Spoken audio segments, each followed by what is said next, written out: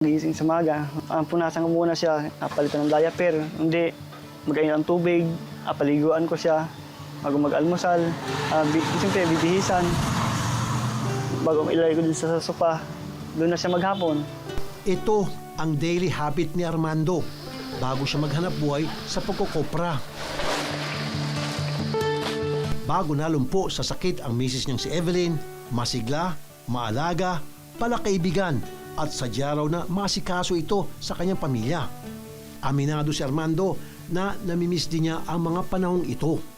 Sa araw ng linggo, lagi kami nagasimba, namamasyal. Bihira na po. Wala na. Nawala ng lahat.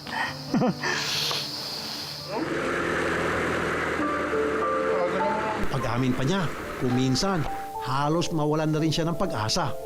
Nung nilistahan siya ng gamot ng doktor kay Labagis, bali 2 weeks lang siyang uminom. Siya ang umayaw dahil sabi niya, wala namang gamot yung sakit niya, bakit iinom ako ng gamot na ganito?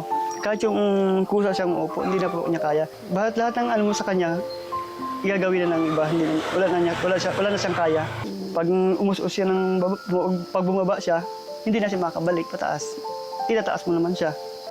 Sa tuwing pinanghinaan ng loob, binabalikan niya ang napakagandang araw na ito noong 2006 nang magpalitan sila ng I do ni Evelyn. Ito ang babaeng pinangakuan niyang ibigin ng buong puso't buong lakas nang walang kondisyon hanggang siya ay nabubuhay.